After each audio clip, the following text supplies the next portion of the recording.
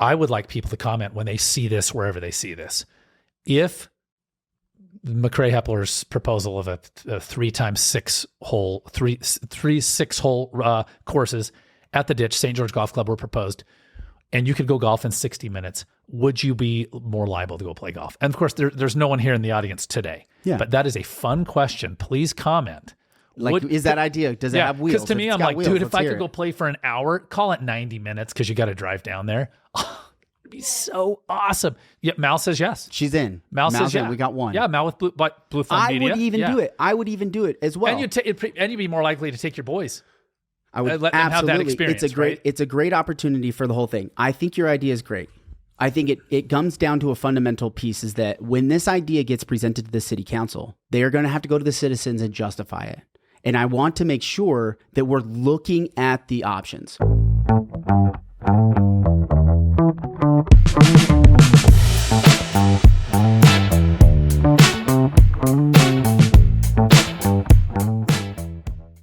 Hey, everybody. Thanks for tuning in to the 435 podcast. We got a special episode. It's a Family Matters episode. I got Jeremy Larkin, born and raised here, Macrae Heppler, born and raised here. We're talking about your favorite topic, water and golf. It's a third rail in Southern Utah. We hope you enjoy this episode. Macrae and I argue a little bit about it. No love lost, but no love lost. It was a great episode. We hope you enjoy it. Make sure you follow us, like, subscribe, share this out with your friends and family. Also, the Housing Action Coalition is meeting for their annual forum on October 30th, Black Desert Resort. You definitely want to go there if housing affordability is important to you. Make sure you hit that up, and we'll see you out there, guys. Enjoy it. What is the history of golf in Southern Utah, in a nutshell? The history of golf in Southern Utah, really, the most important part of the history of golf in Southern Utah is when I didn't make the Dixie High School golf team in 1990. And Alan Orchard, to this day, and then and this is actually going to play in perfectly. Uh-huh. You know Alan. Uh-huh. He's a great guy. This is actually going to be on the air now. Still at Red Hills. I don't even know Alan. This is the outsider versus born and raised. Right here. Well, Macrae did make the team. No, I didn't play golf. Oh, you didn't play golf? I wish I did. I show up, I'm like, it's 10th grade, and to make the team, you went to Dixie Red Hills, which is part of the history of St. George golf. Mm-hmm. We're going to weave this right in. The foundation. And you played 9 holes, and how you played that day, that was it. And I was horrible, and I left, and I cried. I think I was in 9th grade. I cried. And Alan, like maybe a couple years later, said, I think one of the great mistakes I did is I didn't allow you to be on the team, because we had this really fun friendship that started when I was playing golf up there. As a kid, you could go to Dixie Red Hills, which is where golf started. So when I was a child, Macrae, could you play for $1, or are you a little too young? I was like $2. $2. So we go play for $1 at Dixie Red Hills, and our parents would drop us off there in the summer. And that would have been like 87, 88 right then. So St. George is cruising along, guys, and suddenly, probably like mid-1960s, they figured out 2 things. We should have a golf course, and we should have air conditioning, real air conditioning, and we should change the freeway from being the St. George Boulevard to Interstate 15. Mm-hmm. Yep. They opened Dixie Red Hills, which is, it's when did it open? It's unbelievable. Mid-60s. Mid-60s. Essentially, we were a gas stop before then. And they were like, well, because the freeway wasn't connected yet. So the freeway wasn't connected until 1973, correct, where they did the Virgin Gorge, right? Yep. Basically, 15 ended at the Boulevard. It's Virgin River Gorge. That's what like did I call it? It's Virgin. That's like saying Pine Mountain. Just don't do it. Damn it, Robert. But yes, I love this guy. The Turtle Road. Turtle Road. But yes, we were a gas stop before then, and they said, what are we going to do to get people to stop here? We never stopped. I drove from Salt Lake to Orange County all growing up, never stopped in St. George. And by the way, by then it was awesome. I mean, you were driving through decades after we did awesome stuff. Yeah. Right. Which is going to bring up, but that is the history, right? Dixie Red Hills comes in. So who started Dixie Red Hills? The city. It was City of St. George, which is really great, because there's going to be a showdown. A guy showed up in a Sesame Street bus today that wants to argue. Yep. This is a true story. I do want to work. It's so out of context. It started in a text thread. Yeah. And I showed up with my Dixie Days inaugural golf tournament last Monday. So if you played in that tournament, you got one of these Where was it bad boys at Southgate. which we'll bring up as how well. How much do you have to pay? No, I'm just kidding. Listen, Now, I will say this too. I am not at the city. I'm not with the city. These are my own opinions.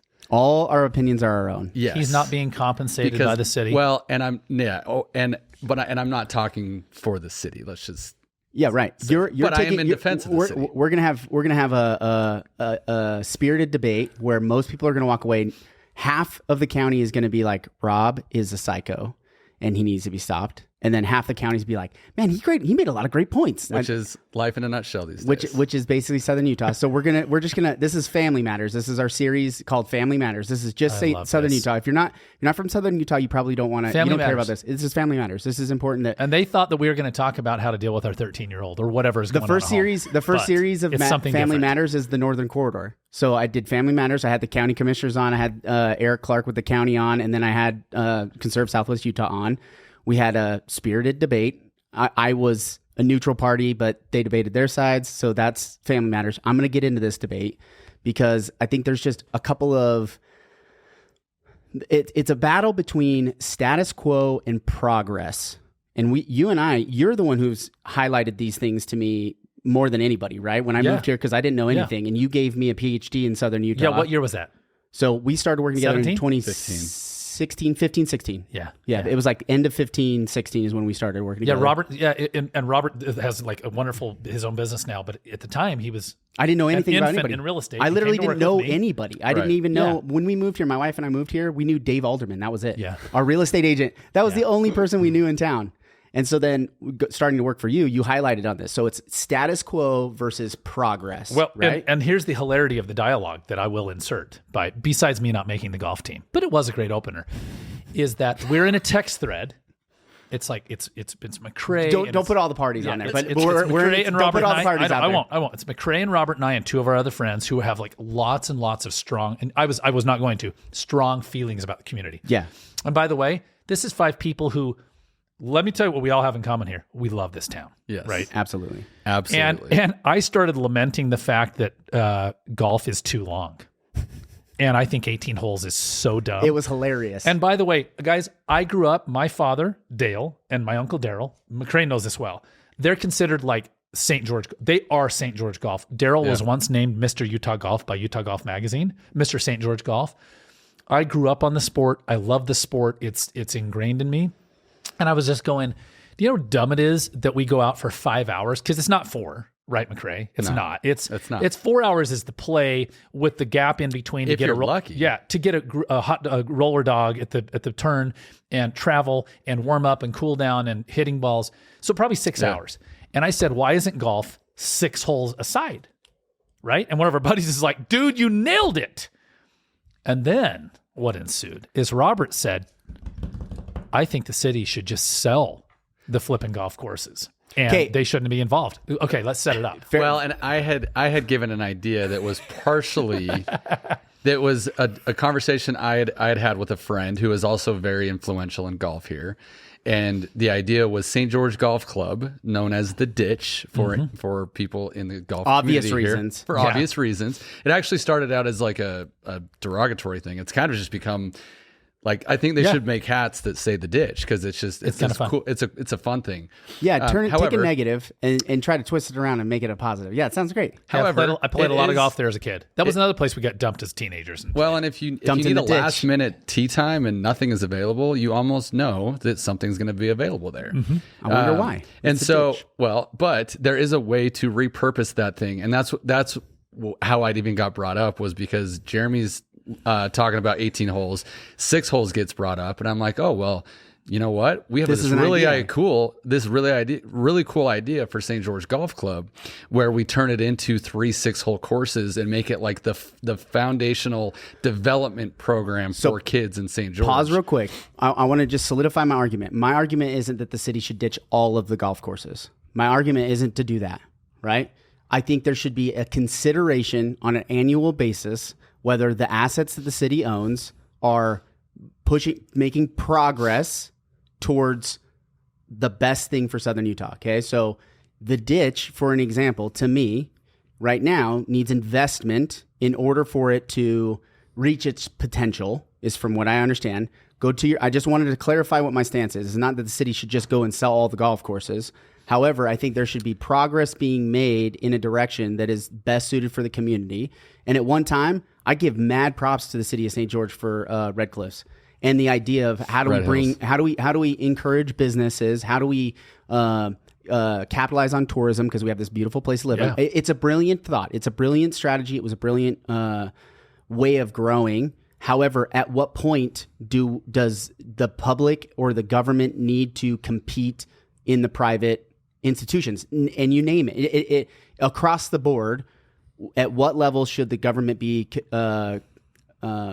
competing against the private industry? So I'll take a step back because I think your idea is awesome. So finish the pitch on the 3-6 hole idea that you have. Yeah, well, so the idea was just, hey, this would be a really cool idea that, you know, there's 3 6-hole courses. There's an actual driving range because the city courses, they're all shorter kind of, you can't really use them at full capacity, and you could actually turn it into a very lively, like lunch appointments. I mean, you could go out for an hour and play golf. It's a twist on big shots, right? It's just a twist on big shots. Right. And it's like, it is a twist, but it's also where it's like, hey, people want to get into golf, but a lot of people are intimidated by, one, the price a lot of the time, and two, just being able to go out and hit that ball. And so just the confidence booster, if you were to have like 3 6-hole par 3 courses that are all short holes, it would be incredible.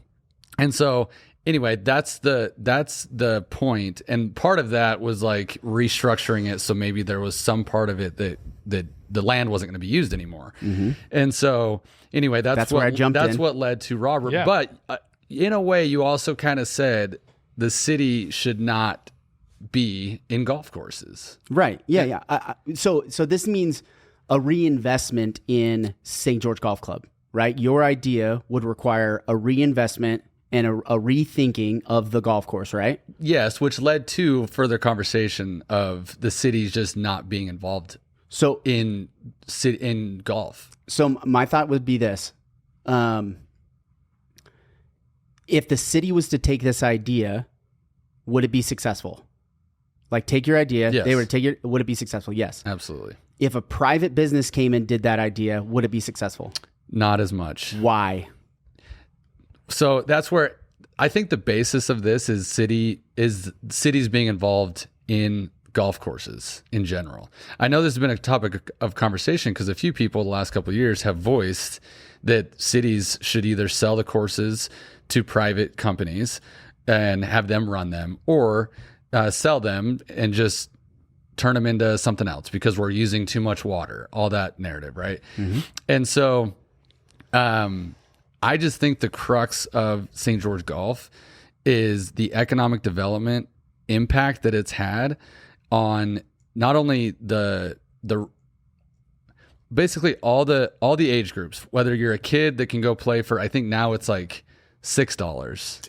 I don't know. It's incredible. It's like when our Brian Head passes were $50. Yeah. Oh, those were the good days. Or a retiree, and so the thing with the developmental, the idea behind it is to create something that everyone, whether you're 5 years old or you're 90 years old, can go use, and it can be affordable. The problem with sometimes a Big Shots or Top Golf or any of those that are privately run, same with golf courses, they are just more expensive. And they're more expensive because private business does really, really, really want that very healthy profitability, right? Like every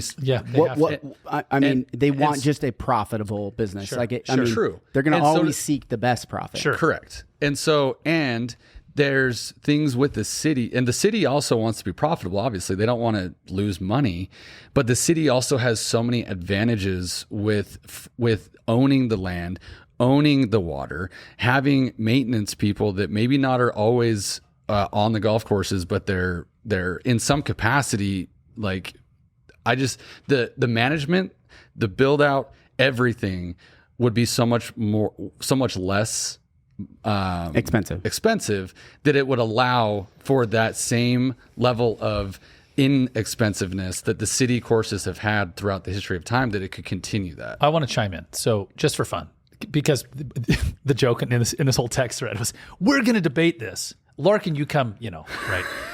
Yes, please. Mediate. I would go and do that. I won't go to big shots. So many of my buddies 2 years ago, and Macrae, because we're around this, 24 months ago, everybody ran out to big shots and they bought that corporate pass. Do you know why I don't go to big shots? I was bored after the second time I went, literally. And what happened is you had all these corporate guys, like, we're hitting golf balls at a net. That's not fun. That is not the enjoyment of nature, which is, I'm actually going to pose a real Or the argument. game in itself. The game in its raw form. It's the nature of the game. They're like, but they've got killer foods and wings. It's like, but so I feel like I was one of the only one of my closest people that owned businesses, that were like kind of the style of my business, our real estate team, that didn't invest in that. And I was just like, I don't want to go to big shots and do BS networking, hitting out of a commercial bay into a net, right? So for me, it's the game. But so number one, I would use that concept. But it brings up an argument just for fun. I'm going to throw this in here. Should the city be involved in anything? Should the city be involved in parks? And is there? But when we attach these arguments to each other, I think they need to be standalone arguments, because we get I think this is the problem that we do, is when we say, should the city be involved in anything? Sure. What are the priorities of the city? What is the functional role that the city has within the community? Support businesses, improve businesses, private businesses, not its own businesses, right? Its job should be to improve those. But as soon as the city, they own 4 courses, right? We have 14 in the county. Correct. We have 14 in the county. 14, 159 million acre feet of water. Or no, not acre feet, that's gallons. 159 million gallons of water is used that annually? Annually on the average golf course. This is from the Golf Association and in the Southwest, right? And we have 14 of them. That's 1,500 homes that they could get water for every day. Well, now, granted, it's not potable water. We're going to reuse. We could get into the reuse water. But what I'm saying is, we have 14 golf courses. The city owns 4 of them. Yeah. Washington owns 1. That's bringing Washington City, because they also do a great job. Call it 5. Green Springs. So I mean, because we're thinking city of St. George, but let's call it 5 then. Right, and then Sky Mountain. So is Sky Mountain city-owned? It is a city-owned course. So there's 6 of the 14. It's worse than you thought, Robert. It's 6 of the 14 are owned by the cities. So 6 of the 14 are competitors to the private businesses that are trying to make money at doing this thing. Interesting argument, right? So is that the role? Is that the role of what the city should be doing? Because what if that was title? What if the city owned a title company and they accounted for 50% of all the business in the whole county is just the city? How would you feel about that competition? There's a difference. There is a difference, because all the private ones are not competing with city courses. How? I mean, if we want to talk about Copper Rock. Is not competing against Sky Mountain? I wouldn't say so. I understand the argument for sure, but I'm also going to bring in an argument after the fact of the gain of local businesses that golf brings, because it's the second or third biggest attraction to St. George and always will be. And so that's the net gain overall for all businesses here is an absolute win. Just like we said in the 60s, how are we going to get people to stay here? It was golf, and it has been golf throughout history. And come here. Now, privately, here's the thing. Southgate, Sunbrook, and St. George Golf Club, they were all started by private companies, private developers, and they were all bailed out by the city, one by one. And so yes, I understand, okay, let's flip it back to the private sector, but that takes away from the vision that St. George City has with the economic development, the impact that it brings locally, when you can have people that can retire here, that can grow up here, want their kids to grow up, and they know they can send their kids to the golf course for 5 hours, even though... Do you have any idea how much money the city spent to bail out those businesses? No. Who knows? So if we just think about those dollars that we used to bail out those businesses, whose money is that? Taxpayers. The public. Publics. The citizens, not the vacationers. The citizens foot the bill for those bailouts. And it's the citizens that use the golf courses. If you had primarily. If you had a 500% return on your investment, it's probably more than that. Let's say 1,000% investment in return, and you're Probably managing somebody's money, and you go to Rob and say, "Hey, Rob, I made 1,000% in. I made 1,000% on the money that you gave me," and I said, "Man, you should sell that so I can have that money." And you would be like, no, let's keep it riding because it's only realized. It's only a realized gain. Where else are you going to? In 2023, the revenues, which is interesting, they removed the revenues of the golf in the 2024 budget, by the way, the adopted budget. In the 2023 adopted budget for the general fund, revenues of golf came in at $6.6 million. The expenditures for golf was $7.7 million. They lost $1.1 million on the top line. You're shaking your head. No, I'm just reading what this is revenue. Back this is expense. $1.2 million to the general fund. They gave back $1.2 million to the general fund. Explain. They in the expenditures. So that the number expenditures, is if you're talking about the improvements to like you're talking improvements to the clubhouses because there's been the improvement of Dixie Red Hills, a whole new clubhouse. Southgate, Sunbrook is underway right now, and St. George was done as well. Yeah. My understanding, and this again, I am not with the city. My understanding is that those, I've got it written down. Those were paid out of the paid capital project fund. And yes, of course, when you have improvements like that, you 100% are not going to be showing. And I don't honestly the complexity of the budget is beyond my ears. Oh yeah, I think it's beyond 99% of things. Like if you're not an accountant, right? If you're not an accountant, and you're like, we took this money over here and we put it over here, and then we put it in this fund, and then we pulled it out of here. But the golf division contributed $1,219,599 to the city general fund last year. Okay, fair enough. So if you take revenues and expenses without those capital projects, and again, I don't know how they'll account for a capital but they've project been profitable. It's a reinvestment. The courses as a whole have been profitable 4 out of the last 5, or at least four or five of the last. Not every year straight. In the last 5 years. Yes. Not every year. 4 of the last 5. Sorry, no, 4 or 5 of the last 4 or 5. 5 or 6 years. The last 4 or 5 years. Sorry. And they go through ebbs and flows, obviously. Like I was talking to Mark Mortensen about this, and it's like 13, 14, 15 was pretty tough for golf. And the way that the city manages itself, there's going to be ebbs and flows of that. And right now, yes, golf is at an all-time high right now because of COVID, right? Like COVID actually shifted everybody outside, right? And they shifted everybody to golf, and they shifted everybody to pickleball. Luckily, we have both of those as assets to our community because it's helped bring in even more people. We have the PPA, the Professional Pickleball Association now here in St. George.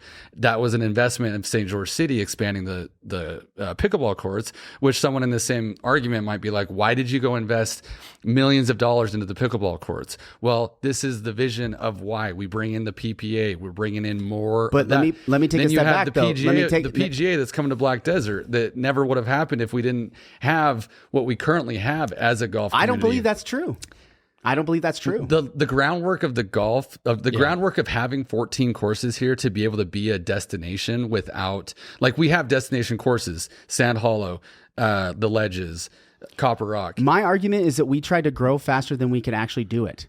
We put more golf courses. Golf is paid for by the real estate that's surrounding it. Look at every single one of the developments. The golf wouldn't just exist without the homes and the land that they built around it. Would you? Is that fair enough? The real estate is floating the capital investment of the golf course and keeps it floating on the move forward. Yeah. However, you get to a point where now you've done the right thing as a city, where you've invested in allowing businesses to take root and grow, and then do you just stay in the game?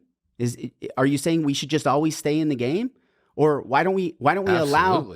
Why wouldn't we allow the private businesses to jump in, and then we reshift our focus to other issues? They're talking about doing a tax increase, right? Because we need other funds to go and add to these other things. Let me ask you a question, just for fun, just for, like I'm going to interject something. They're proposing a tax increase. How much per household? I don't know. It's the first one since probably like $2, by the way. Okay, this is the first thing I want to say. He just answered it. This is classic. And by the way, we're having this is an open debate. We're not trying to actually solve the problem. Yeah. Okay, like, I can't believe they want to increase taxes. Well, how much was it? Well, it was $3 a year. Okay. We're the 5th largest city, and we have the 5th lowest tax rate of any city in the state. So, like, second lowest, I thought. Yeah, like life here's pretty good. Or right? Countywide. And realize all three of us here are in real estate. You know, people will argue property taxes. I'm like, you don't like property taxes? Let me take you anywhere outside of the state of Utah, and you will poop your pants when you see what people are paying in property taxes. So, but I want to propose an argument for maybe it's just an alternative thought. I know that I'm leaving golf for a minute. I want you to take Vernon Worthen Park and Town Square. Just play along for a minute. Play along. What is the ROI? What is the ROI? What is the ROI on those? Zero. No, negative every dollar. There's no ROI. It's interesting. 15 years ago, this is when my great and lovely late uncle was on the planet. He'd been a mayor of St. George, Gray Larkin. They came along, Gary, I was about to say Gary Keller. Gary Asplund was city manager, and they said, we're going to tear down the old dumpy county library and we're going to build Town Square. There was so much opposition to Town Square, right? And Gary said, we're doing it. I've got a vision for this thing. And I remember Gray saying, I'm way out of this, but this is going to be one of the best things that ever happened for St. George. And where I'm going to go with this is, does the ROI being negative mean that you shouldn't have it? Meaning, just for fun, is there an argument for having 4 city golf courses where people can play for cheap? Because Robert Macrae's point is correct. If you turn those over private, there's no more $6 golf for the junior association. There's not. There's not. It goes away. You're saying that there's an absolute there, but the city could easily put a deed restriction in and make an agreement That's with fair. whoever takes over the business, saying, "Hey, we're going to do this, but we want to maintain these programs that are successful to the city, and we're going to give you a discount on water or something." By the way, like that. I don't dislike that argument. Right? Like there's things outside where now I'm not competing. The city is not competing. There's not a $6 million cost expenditure on the line every single year for these golfs. Not every year. If those include of costs, why would costs go down? Why would your expenses depends go on down? what you're looking at, but when you're talking about if those are capital projects, I don't think that's a yearly number. The capital projects are not in here. As far, I'm trying to get to the adopted budget for golf, but all I'm saying is that the expense line for golf, just expense, it doesn't matter capital projects or otherwise, which I do think they account for in a different spot. However, if it's not 6 million, what is the average? But do you see what I'm saying is that if there is this is straight from a city council member, I won't tell you who it is. Golf courses really should stay at the top of the conversation because the pro and con lists are lengthy and always sitting on the scales of decision makers. The fact that golf is always sitting on the scales of decision makers, and that's from somebody that is sitting at the city council level, to me, that is an inappropriate role of where the government should be. Yeah. They should not be in a private industry competing and then having that weigh in on important other decisions. Okay, if my kids don't like golf, then my tax burden goes to something that I won't utilize. And think about how many of those money, but in most years it doesn't lose money overall. And that's the thing. Not overall. You just told me 4 of them were bailed out by the city and that they didn't start making money until 5 years ago. No. I didn't say that. Why didn't you say 6 out of the 6 years or 10 out of the last 10 years? I didn't mean to say 4 out of the last whatever. I just meant the last 4 or 5 years have all been profitable. It does ebb and flow, but when you're looking at overall, if you're looking at the cost of the dollar, absolutely. If they're making pennies or if they're losing some, I understand where you're coming from in that regard, but you have to look at the ROI of the entire landscape of what golf has brought to our community and continues to bring to the community. That will continue. The second or third biggest reason why people come here and spend sales tax. Because the ground is fertilized. It's fertilized and growing. The sales tax is what keeps cities alive. You're saying that if the city gets out of it, that the industry would die here in town? I didn't say it would die. I said it would change. It would certainly change if the cities. Go ahead. Yeah, Macrae. Listen, this is why the park conversation I had actually is valid. I want to bring this back in. because it brings up a philosophical question. Because Robert is going down a road of, do the dollars and cents make sense? And I think really, Robert, like, Did you get it? Yeah, I know. Right. That was clever. I'm like, see what I did? Meaning, if you only want to argue it that way, you could go a million miles into the center of the earth and go, it makes no sense. But I go back to the parks and say, but is there an overarching benefit that you cannot quantify? This philosophical argument is valid. Mm-hmm.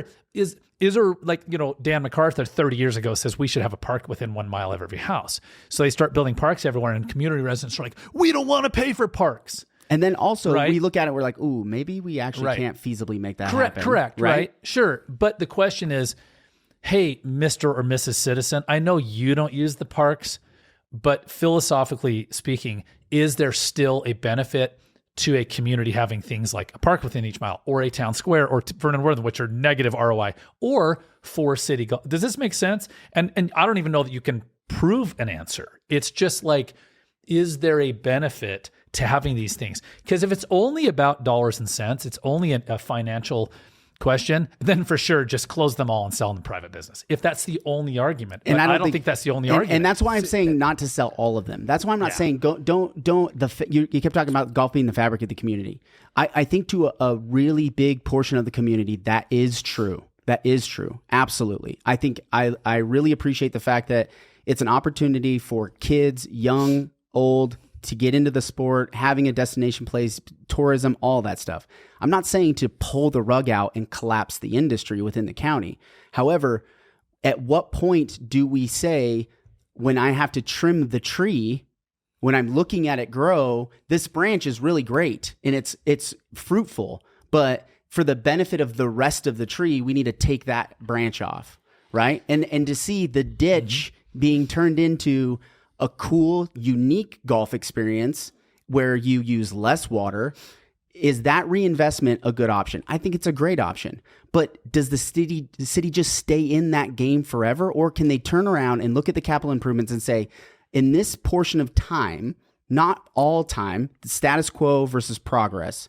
Okay, if the city wants to progress us into the next 10, 15 years, which truthfully is a doubling of the population, we have to start thinking about fundamental utilities, infrastructure, and other things that we're bringing in. We have $10 billion in GDP in the city of St. George. $10 billion of GDP. We have an industry here. We're not a wide spot in the road. If we stay stuck in this status quo of 20 years ago and don't look forward 20 years and think, well, what do we want to be then?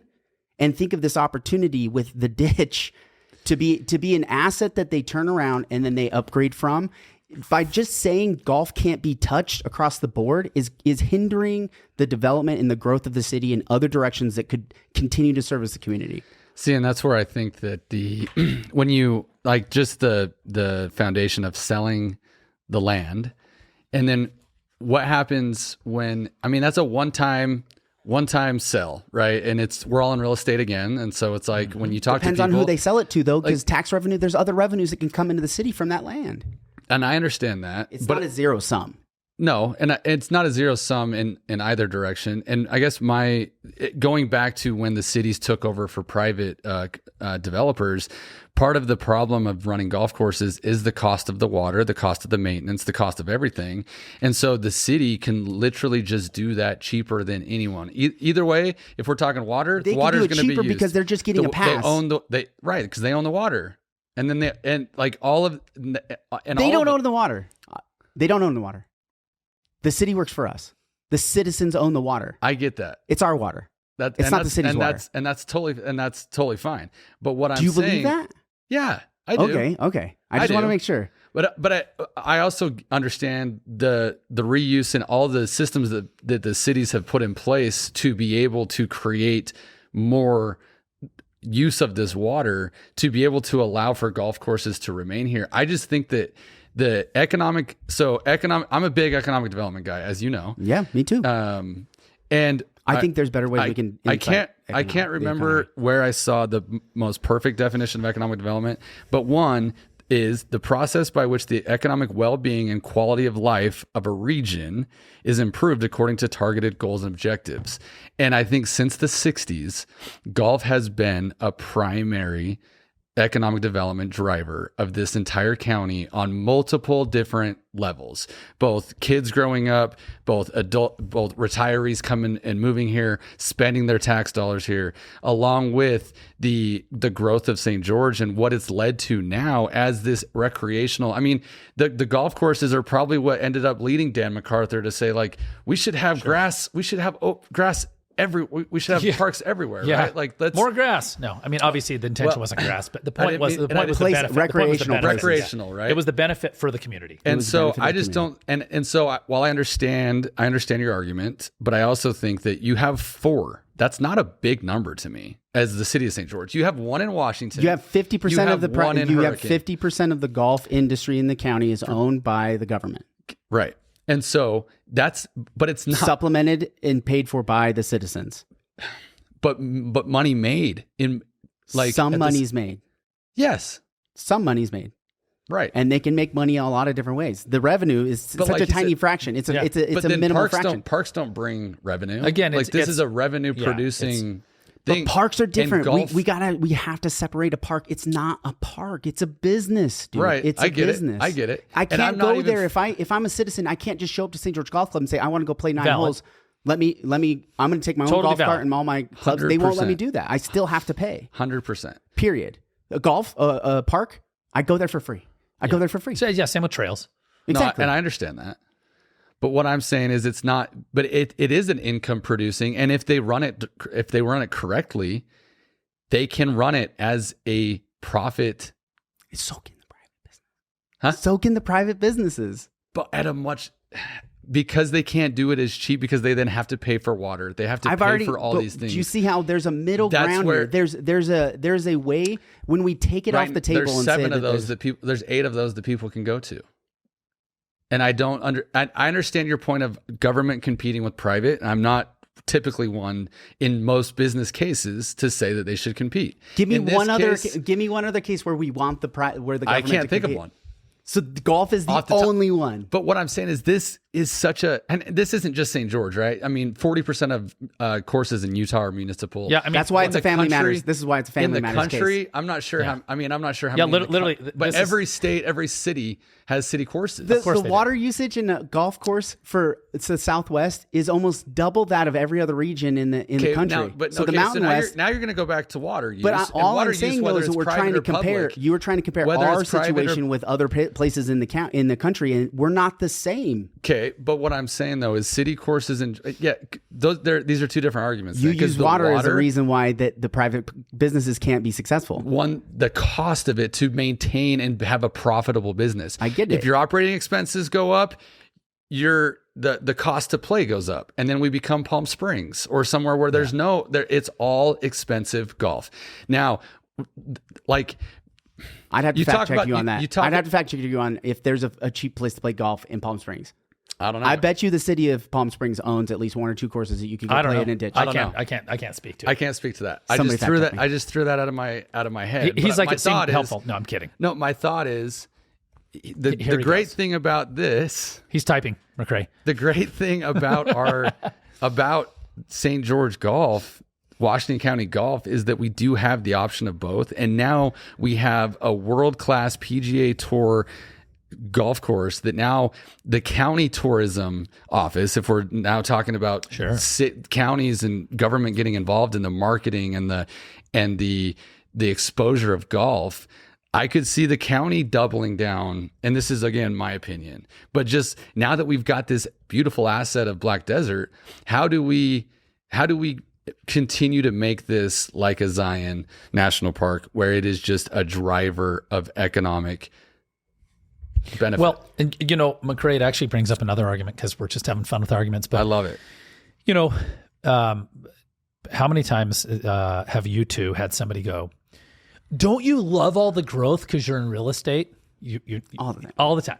You must be killing it. You must be killing it. I'm like, well, actually, since everyone can get a license, let's not start that argument. So it's actually the reason I even asked that question is the reality is most of us don't love.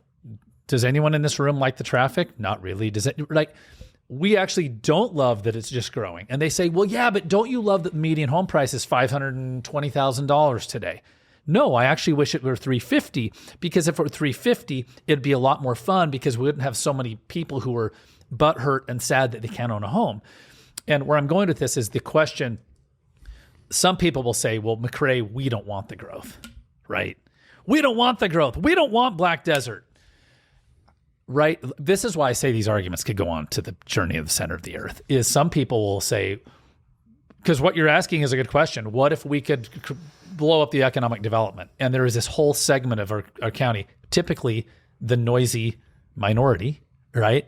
You know, as they say it, right?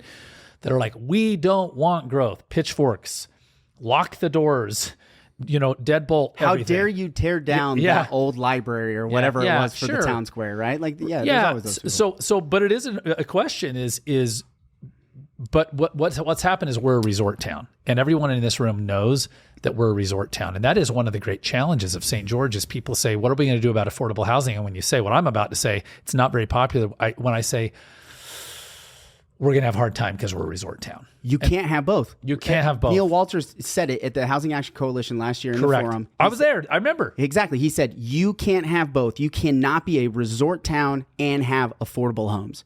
You can't have an affordable living environment and also be a resort town. And then you take all of the examples across the country to say that that's true.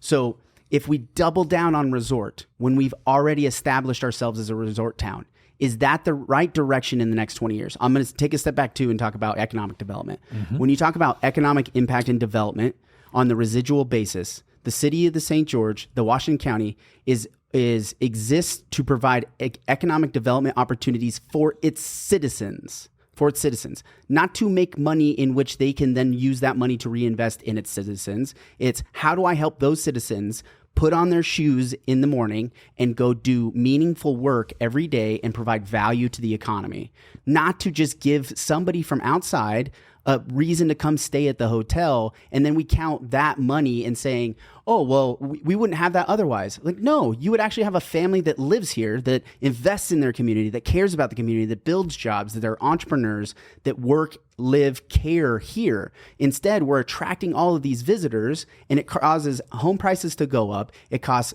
all of our food costs, utility costs. The state of Utah has the second lowest energy costs in the entire country. We are the cheapest energy in all 50 states. Did you know Washington County ranks at the bottom of the entire country in terms of energy costs and what we pay for utilities in southern Utah? We're in the state that has the cheapest energy, yet we pay in the top 30% the most expensive energy in the entire country. But are we saying? Do you see how? Are we saying the county as a whole? Because Dixie REA, Dixie Escalante county is different, as a whole. Okay, the county as a whole. Because Dixie Escalante is like the second cheapest power until the federal government comes in and tells us that we got to close the coal power plant that they rely on to be able to provide that cheap housing. When I talk about economic development, I'm not even talking about like I appreciate the growth concept. The economic development to me is just what I read is the quality of life as well of the residents.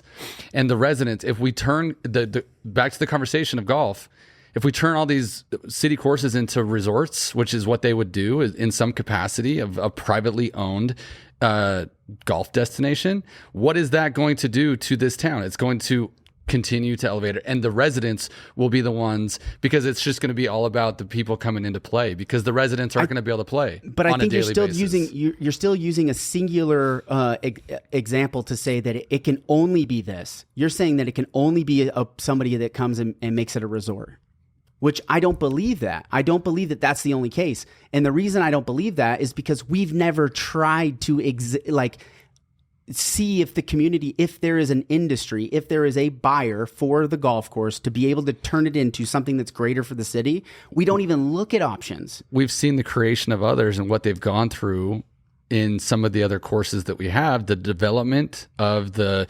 neighborhoods around, like the real estate part of it and then the golf course part of it. And we've seen some of the ups and downs of Sand Hollow and Ledges and all these different ones that are private and that are still private that have struggled big time. They've struggled, but they still exist. They do. what I'm going back to, if you don't ever look at the option to sell the golf course, if you never look at what other opportunities could be provided, because we've closed our mind off to saying, no, golf is going to be an established piece of our government from now until in perpetuity, without looking at what are the long-term consequences and the long-term benefits of taking a different route. If we don't ever look at it and we only say, and we get anchored into this opinion that it can never be a different way, we're not going to progress. It has a residual impact on all of these other aspects of our community, where we have to be able to sit down and approach this from an option standpoint, and then we pick A or B. But if we don't give ourselves options, especially from the city and the county levels, and say, what are the best options, and be open to that, then we're going to get stuck in the status quo, and we're going to be behind development, not in front of. We're going to be reactive, not proactive. And you guys have seen over the last 5 years, I think the city's done an excellent job with the adjustments that have happened with COVID, right? Mm-hmm. They had no idea what VRBO.com was going to do to the resort town. No way. They could have never imagined it was going to transform the community in the way that it has. And is that for the benefit? Could we sit here, the three of us sit here and say, man, that vacation resort development was really good for our county? No, I mean, not really, dude. Yeah. But what I'm saying is it's reactive versus proactive, right? Is that they didn't anticipate. There's some things that we just can't anticipate. But if we don't open our eyes up and take a second to pull ourselves out of the river and look around and say, is this the best place to be fishing? Or should we be fishing upstream or down there? Or is there a bear behind us, right? Because if I'm just busy fishing and not paying attention, we're going to get caught by surprise. We're in a moment where things have slowed down. It's a great time to take a look around and look at options. That's my main point. The golf course, if the vote comes in reinvestment to create your idea, I'd have to take a serious look at it. I'd want to look at it like a business plan, right? As if I'm a citizen paying taxes to the community, I'm going to say, yeah, let's look at that as an option. Maybe we keep it, maybe we sell it. But let's look at options. But here's a question. And by the way, I love Robert's question. I mean, Did I ask a question? No. I'm on my soapbox still. I'm sorry. You were born on it, bro. Listen, and I love you. It's because I was short, huh? And I needed a box to stand up. Gosh, I have a friend who's 5'1", and it's the same thing. So Robert's a lot bigger than 5'1". I like the question, though. Okay, you said question. I like the idea it's just as a standalone idea. Is it not valid? This is the question. Is it not valid to just ask the question? And the metaphor of coming out of the river is beautiful, right? I think it's valid because it's not stating that you're right or wrong, right? It's asking the question. And then I'm going to ask this question for both of you. Is what Macrae is proposing actually a step in that exact direction? Would that be, okay, look, we're not going to, look, you're not going to sell the whole thing. Yeah, correct. This is not, you're never going to like turn the Titanic at 180. So I'm going to ask you first and then you go next. Yeah. Macrae first. Is your proposal with the ditch, with St. George Golf Club, actually exactly what Robert's saying? Like, hey, let's test something different. Even if it's not selling it to private enterprise, is it a step in the right direction? What do you think? I guess my thought is that I don't see how a private company would do it better than the city would do it in that idea. And the idea as a whole of making a developmental place where like kids and everybody could go, and I think he's arguing the city keeps it. He's saying, yeah. Well, I'm just asking, if the city kept it, is it a step in the right direction? Go the route that you're saying? Is that in a similar step in the direction of rethinking, taking a proactive approach rather than a reactive approach? Oh, absolutely. I think that's what he's asking. Well, but here's what's funny. You made a great comment. I was just thinking about, because I live downtown, and I mean, we all work downtown. I see the city landscape staff out, like maintaining the planters on the boulevard. And I was sitting here thinking, what if you outsource that to private business? Would it be just as cheap? I don't think so. I actually don't think private business can do that as cheap. I think the city is actually, and this flies in the face of everybody who's like, damn city. I think the city is highly efficient. I think they're way more efficient. I think they're way more cost conscious than any private business could be. The second you turned all of the parks over or the medians on the boulevard to private enterprise, the cost of that landscape service, it went up. Yet I believe. Yeah. Which is an argument for the golf course. Right? Okay. But we're still comparing apples to oranges. Sure. Both fruit, but different, right? Like a banana and an apple is an apple. Why would the landscape do it cheaper if they do it in-house? Because they're not competing with the private industry to maintain their own properties and their own things. They're not competing against somebody to do that. In golf, they're competing against them. Sure. Sky Mountain is great. It might be killing Copper Rock. There's a reason Costco hasn't opened up another Costco. Because why would we open another Costco if I can't make more revenue than what Costco, if I split it? Because if my shoppers go to this Costco and then they just go over here, I have all the expenses in maintenance. So that's why they haven't been here yet. It doesn't economically make sense. Is it just possible we made more golf courses than we can actually handle too soon? Maybe. And the private businesses would be successful if 6 of them were competing against them at a lower cost. But here's a question. They're competing in the private industry. Here's a question. Who came first, the city courses or the others? The city. So who actually, in this argument, who actually made the mistake? The private golf courses who thought they would try and compete with what was here. Absolutely true. That was their choice. And the city made a great job in investing in bailing those businesses out to make sure that that property maintained itself. They saw the long vision. They were proactive in that. However, we're at a new starting line. We're at the turn of we're in a revolution, dude. And if anybody thinks it's different, we're going to look back in the history books, and the last 5 years is going to go down like the Great Depression and all these other eras of time. We're in a whole new world. We have to start looking down that road again. Do you realize we've had, the Great Depression was let's just call it 1930. Do you realize that we had probably the 2 most major economic events in the century in a 10-year period?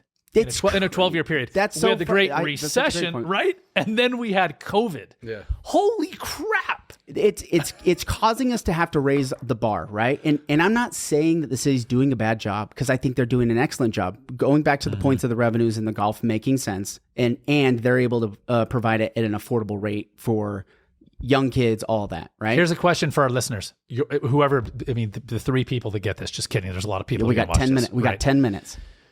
I would like people to comment when they see this, wherever they see this. If Macrae Heppler's proposal of a 3 times 6 hole, three 6-hole courses at the Ditch, St. George Golf Club were proposed, and you could go golf in 60 minutes, would you be more liable to go play golf? And of course, there's no one here in the audience today. Yeah. But that is a fun question. Please comment. Is that idea? Does it have wheels? Because to me, I'm like, dude, if I could go play for an hour, call it 90 minutes because you got to drive down there. It'd be so awesome. Yeah, Mal says yes. She's in. Mal says in. We got one. Yeah, Mal with Blue Fun Media. I would even do it as well. And you'd be more likely to take your boys. I would let them have that experience. It's a great opportunity for the whole thing. I think your idea is great. I think it comes down to a fundamental piece, is that when this idea gets presented to the city council, they are going to have to go to the citizens and justify it. And I want to make sure that we're looking at the options. We're not just going to try to drive something home. And I'm going to go back and I'm going to beat up on the GO bond. The only reason we got $29 million for the GO bond is because they worked backwards from not raising taxes. They said, I don't want to raise taxes. How much money can I get if I keep them the same and get another bond? That's how they came up with the $29 million. And when I talked to him, I said, well, why did you only do $29 million? Well, it was the easiest pill to swallow to the community. Okay, should we be operating on the easiest pill to swallow? Or do we take something that you really believe in, and you make a great argument for it, and you push that idea out to the community and let them choose? Because I think that number should have been 2-3 times larger, and we had a much bigger vision for the next 20 years, and be able to do it consistently, and not know that we're going to have to just come back to this or be stuck with funds that now we can't do this project because we got to do this project. I think we could have, the community probably, it won by like 70% of the vote.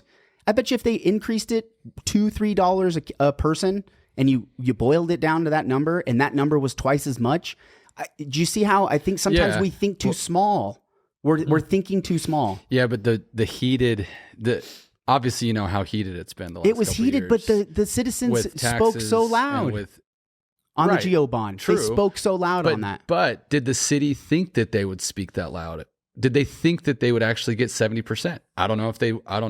I don't think. I think that they maybe. I think if 70% of the community is for it, there was a very loud portion of the community that was very much against it. including some very influential well, people that maybe they thought like that. Maybe it was a smart decision to just say, let's just get this. Well, Macrae, this goes back to vocal minority. I mean, how much do we know this, right? The vocal minority is very, very loud. And your question, Robert's asking the question, well, don't you think they knew they were going to get it? I don't know. They went to a lot of trouble asking people like me and whoever else in the town to shoot videos from our mountain bikes or our golf course. They're like, will you please shoot a video saying, right, I support the Go Bond? There was a massive They were clearly effort. worried about something. There was a massive You know effort. what I mean? They're always going to be worried about something, right? Whenever they're trying to pitch something, especially when it's 29 million, because you have to justify the thing. So, but what I'm saying is that I don't think the community would have showed up at 70%. I think it would have been much closer. You're talking about almost 2/3 majority of the county, right? This is a super majority of the county deciding that $29 million was no big deal. But what if that number was 45 and it increased taxes just a little bit? Could they justify that? I think I bet you 60% of the 70 that voted would probably be in on it too. But what it begs the question is, are we focusing on the reasons behind it for one thing or the other? But the geo bond gets sucked into the golf course thing because it gets sucked into the water thing and it gets sucked into the affordable housing thing. So when I think of economic development, I just think there's some other opportunities that if we put the same amount of energy and effort into golf as we did some of these other fundamental infrastructure things like trails, but other community type projects, that there's a certain place for social welfare, right? Like a firefighter, right? Or, a public utility, right? Mm-hmm. There's certain things, public transportation. The fact that we have the public transportation that we have in Washington County, we're so sidetracked because we can't fit that into the conversation because we have all these other stupid battles that we're battling. That's just my thought. And golf is sitting on the scales of important decisions every time from the city council member. That's a problem. It is, but how much of the mind share of all their decision making is because the courses are just running, right? And yes, there's decisions that are made around golf.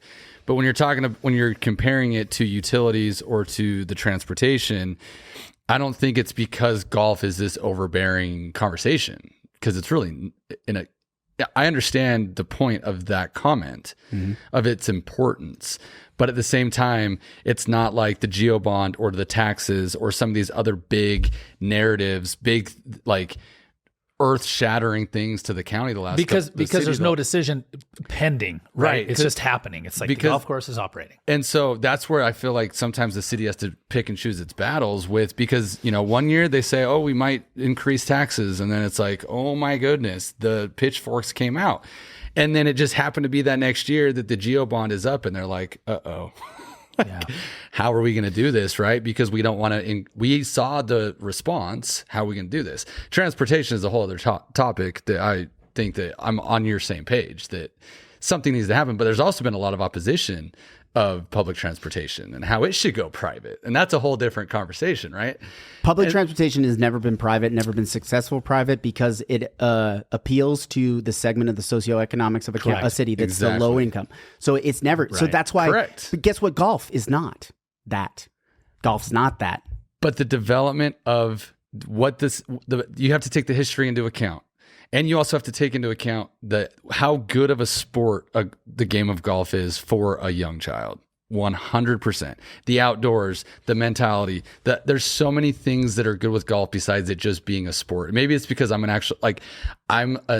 of the most diehard sports people that you'll ever meet. And I know you have the same tendencies. Well, the funny thing is I thought sports in schools were a cancer the other day on the podcast.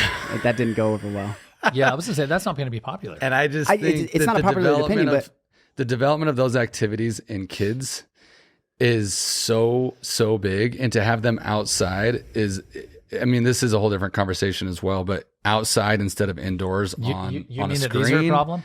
I just recorded an entire podcast episode. There's just so many benefits to, and I've seen it with a lot of my friends. My uncle is the Georgia Tech golf coach and has been for 30 years. Mm-hmm. And he was, I forgot that, Bruce. Yeah. Bruce. Right. Yeah. Right. A lot of my best friends, like, golf is so important on so many levels. I get it. And so that's where the dollars and cents, city-wise, the dollars and cents that are brought into this community, both people moving here and visiting here, and mostly residents being able to use those golf courses. I just think that there's so much positive that comes from it when you think about the overall ROI, not just the dollars and cents. Is this your final? Because Robert said 10 minutes, like 9 minutes ago. Is that your final statement? Is that your final statement? We got three more. We got 3 minutes. Okay. Let's propose final statements, because I'm a pseudo mediator here. Yeah, final arguments. Right. You started, so you want to do yours, and then I'll finish my final point. Yeah. I'm so bad with words. You guys I said this before. You guys are like Robert and I are natural wordsmiths. And I clunk around, and that's why I have to retake my videos a few times when I do them, because I have to get it perfect, and I never get it perfect like you two do. Yeah, but I will say something. But there is a lot more value than just the words, because it's real cool to be political and suave on camera. But Macrae, your heart being in this matters. Mm-hmm. Like your stance is just like, hey, this is how I feel as a dad, as a citizen, as a guy who likes to play golf. Yeah. So go ahead, argument. Well, and I think and I don't even remember what I just said, but I'll stem it back to economic development, economic impact, whether that is financially or the way of life, the quality of life, both financially and not financially, the benefits of golf being run by the cities that allow it to remain inexpensive in a non-expensive sport. Most people that come here, when they show up to get to pay, and they're like, it's $48. And they're like, oh no, I'm playing 18 and I have a cart. No, dude, that was 18. No, that's yeah. And like, a cart. They're like, wait, what? And so the fact that we can keep that, and I think the importance of that, both as an economic driver for our residents and for visitors, if it were to go to private, completely private here, and I know you're not saying that, but I think it's alluding to that, because you sell one and then it's like, oh, like, where does it lead to? Mm-hmm. I just think that the economic benefits outdo the when they're run publicly the way we have them versus all private. And Macrae, this is just, I'm just throwing this in the air. You don't have to answer. And what value is there in tradition? We've seen what happened with Dixie, right? Yeah. Is there value in tradition? And that there's no answer to that. But is there a non-quantifiable value in the tradition of the city having golf course? All right, Robert, what do you got? I think all your points, I don't think you're wrong. I don't think you're wrong on the importance of what golf can have to the community beyond the financial aspect of things. Like I said before, I don't think the city needs to completely get out of golf. However, I'll remind and really drive home this point. You can't think of another industry in which the government competes against a private business that would be acceptable. There's not one that exists to you. So this is the only business in which the government is allowed to compete and sometimes sink a private business. It could possibly do it. It hasn't happened yet. They've bailed out the failed businesses before. So I can see there's value in the city governments, the county governments having municipal courses. I see value in that. I also see that in times of massive change, rapid growth, forward-looking cities and counties need to start weighing out what is best for the long-term use of the land, use of the water, fundamental things, use of land, use of water, use of energy, use of resources. The government is needed to do those things. If they aren't allowing themselves to be open to the opportunity of changing course on something that once worked and has worked at a great degree and look at other options, they're failing the community.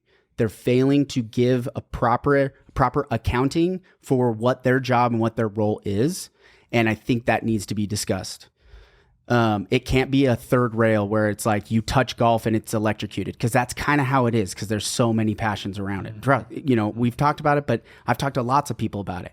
It also feels that way on the other side as well, right? Is that if just asking the question poses this massive, backlash against it, that's a problem. So I believe strongly in looking forward in the future and saying, if we have a golf course that's nicknamed the Ditch, I love that you started that with It's this. fun. It's fun. If it's nicknamed the Ditch, could we consider that this land, resources, and business could look differently in the future? And is that progress in the right direction? And I think there's opportunity to do that right now. I am against reinvesting in the St. George ditch at this point. That's my final thought. By the way, and me as the mediator, I didn't convince you at all. Yeah, I don't think I convinced you at all. And as the mediator, I'm pro considering reinvesting in the ditch. How do people reach all of you lovely gentlemen? Where do they find you? Instagram. Great job, dude. You're so good at this. I've done a few. 435 I might have done podcast. 13 years of shows. Follow, like, subscribe, and if you're 435 everybody podcast. watching this is already subscribed to yours, so I don't think Yeah, you have like 10 million stuff. people that follow your YouTube Nah, page. Yeah, even. and you can find me at Larkin Group if you want to talk to me about it. And I'm Macrae Heppler, and it's just Macrae Heppler on any platform. Yeah. At Larkin Group, at Macrae Heppler, 435 podcast. Last thing, what was the question we asked? Do you think a six? Would you play it? 3-hole, 6-hole, three So Three there's 6-hole. 3 6-hole courses, 6-hole courses. with a driving range, but let's just keep it with. Would you play on a 6-hole course? Would that make you more likely to golf if you knew there was a six? Yeah. You could play 6 6 hole, holes. yes. You could play 6 holes, or you could play 12, or you could play 18. Or you could play 18. Yeah, and Or we're you gonna play 18. And That's we're great. going to call it 60 minutes on an efficient day, 90 minutes, probably worst case. Would you scenario. do that? Is that an idea that would catch traction? fun Let us question. know in the comments. Direct message us. Thanks for listening, guys. Thanks for having me, dudes. We'll Thanks, see you out guys. there. All right. Thanks for listening in. If you enjoyed this episode, please like and subscribe. Make sure you're following us on all the social media websites. We love your support. We love the dialogue. We want to continue that going. Find us at realestate435.com. We'd love to help you find a house here in town or help you get wherever you're going.